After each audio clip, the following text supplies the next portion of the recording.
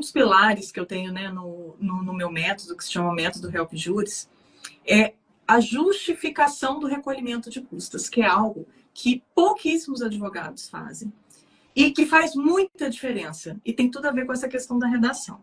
Porque quando o advogado faz um pequeno tópico explicando, né, o porquê do recolhimento das custas dele naquele valor, isso dá uma orientação, inclusive para o servidor.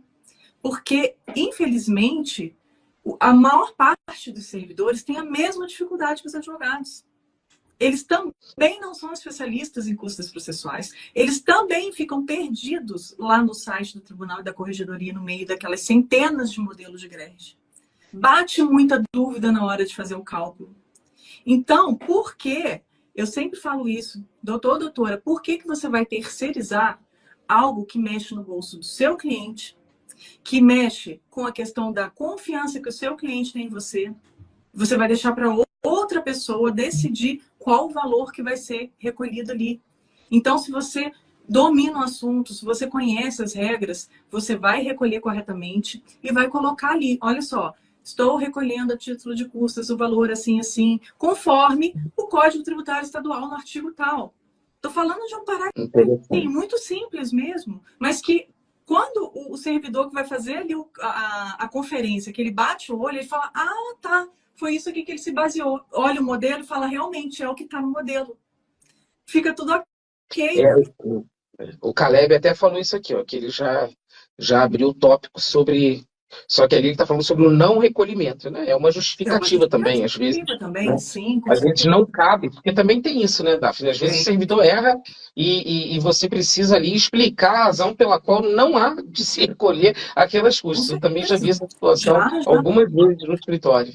Pode acontecer, e por isso é tão importante que o advogado saiba, né, que ele conheça as regras, porque se ele não conhece, aí ele fica realmente refém dessa situação, e o pior, né, sempre levando uma má notícia para o cliente. Aí, olha só, a gente pagou aqueles 2.000, mas agora eu fui intimado, a gente vai ter que recolher mais 2.000, ou mais 5.000. Professor, você não tem ideia do quanto, do volume de vezes em que eu intimo os advogados para complementação de custas que vão, assim, em muitos milhares de reais. Muitos milhares. Essa semana aconteceu de uma ação que o advogado já tinha recolhido cerca de 53 mil reais de taxa judiciária. Era um valor realmente muito alto, que envolvia um contrato muito alto, né, entre empresas e tal. Só que ainda faltava, porque no caso dele era a máxima, era quase a máxima. E ele foi intimado para recolher mais de 19 mil reais. Caramba, quase o teto, foi quase o teto. Foi quase o teto. Mas eu fico imaginando, eu fico pensando assim, tanto no advogado quanto na parte, em como é que é receber essa notícia. Porque são 15 dias para você complementar, sob pena de cancelamento da sua ação ainda. Exatamente. Isso é um outro assunto, né? A gente pode prosseguir também isso posteriormente, porque é uma outra questão. Os efeitos do não recolhimento, a diferença entre cancelar e extinguir, né? São duas coisas diferentes, há uma grande confusão até na sociedade, né? Mas, para concluir, aquela questão da redação, pessoal, eu quero aproveitar também esse momento para dizer algumas questões do não fazer, né? E o principal é um conjunto de atitudes do não fazer com um único propósito: não cansar, não fazer o magistrado, o assessor dele, perder tempo. E ele não tem tempo a perder.